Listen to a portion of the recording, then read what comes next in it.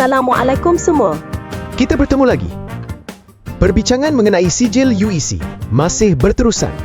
Kali ini, Profesor Datuk Dr. Teo Kok Siong menegaskan bahawa isu UEC tidak boleh dilihat secara terpisah daripada kerangka sistem pendidikan kebangsaan dan pembinaan identiti nasional.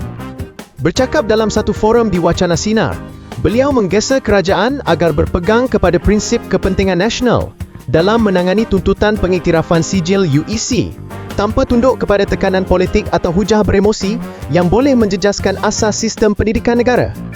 Teo yang juga Fellow Utama Institut Kajian Etnik UKM berkata, sekolah yang menawarkan UEC merupakan institusi pendidikan swasta yang berada di luar sistem pendidikan kebangsaan. Ia juga tidak tertakluk sepenuhnya kepada syarat utama seperti penggunaan bahasa Melayu sebagai bahasa pengantar dan pematuhan kepada kurikulum nasional.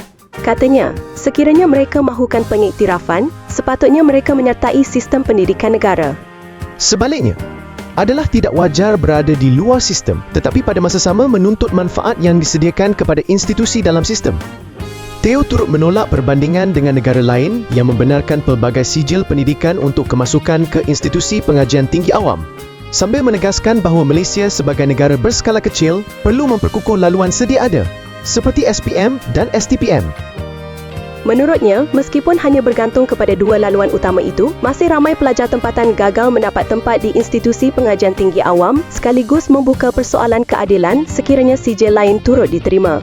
Tegasnya lagi, jika kita buka syarat itu kepada sijil pendidikan lain, sudah tentu ia akan memberi kesan lebih buruk kepada anak bangsa kita.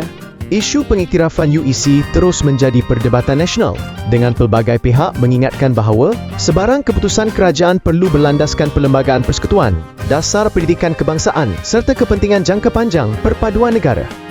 Sekian saja. Jangan lupa teruskan bersama malayadaily.com, Suara Bangsa Nadi Negara.